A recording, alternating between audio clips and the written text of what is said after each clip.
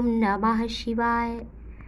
भगवान शिव की कृपा आप सभी पर बनी रहे। आइए श्रवण करते हैं भगवान शिव के मंदिर में दीपदान करने का महत्व। यदि कोई प्रतिदिन भगवान शंकर के मंदिर में कुछ दिनों तक दीपदान करता है तो महादेव उसे धन की वृद्धि कराते हैं, ऐसा शिव पुराण में लिखा है। दीपदान का शिव मंदिर में बहुत ही अधिक महत्व माना जाता है।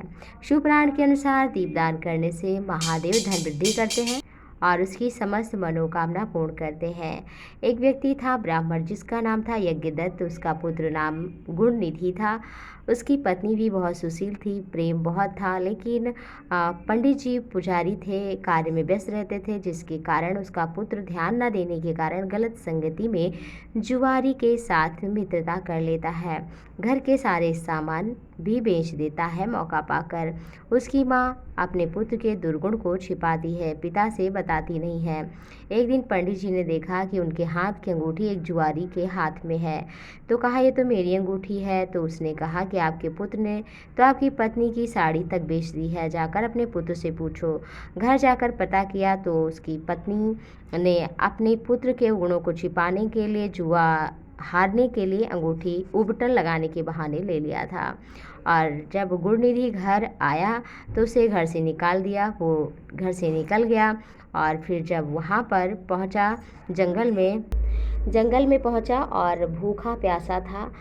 एक दिन शिवरात्रि थी और कुछ लोग रात्रि के समय शिव मंदिर में पूजा के लिए जा रहे थे और भोग नाना प्रकार के लिए थे, तो उसके पीछे पीछे लग गए। जब उन लोगों ने पूजा समाप्त की, रात्रि में जागरण किया, लेकिन थोड़ी देर के लिए जब सो गए शिव मंदिर के पास, तो उसने निर्माल्य सब उठा लिया और खाते हुए वहाँ से निकल पड़ा।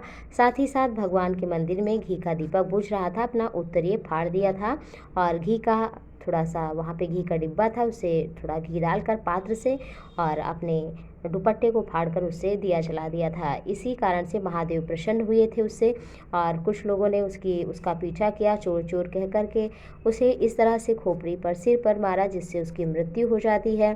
और भगवान शंकर के गण प्रसन्न हो जाते हैं कि भूल से ही सही इसने दीपदान किया है और सिर्फ इस कारण से वो दूसरे जन्म में कलिंग देश का राजा बनता है। तीसरे जन्म में वही कुबेर काशी में तपस्या करता है, कुबेर के रूप में आता है और महादेव उस पर प्रसन्न होते हैं, उसे कहते हैं तुम धन के दाता बनो।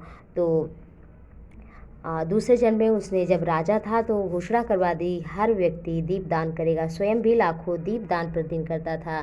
तो धन वृद्धि करानी हो तो प्रतिदिन शाम के समय, रात्रि के समय महादेव के मंदिर में जरूर दीपदान करें, इससे महादेव प्रसन्न होते हैं। तो दीपदान का बड़ा ही महत्व है और अगर आप करेंगे तो निश्चित ही आपका ये जो जीवन है वो धन्य होगा और इसका प्रभाव देखने को ज़रूर मिलेगा, परंतु संकल्प को आप किसी को बताएं नहीं।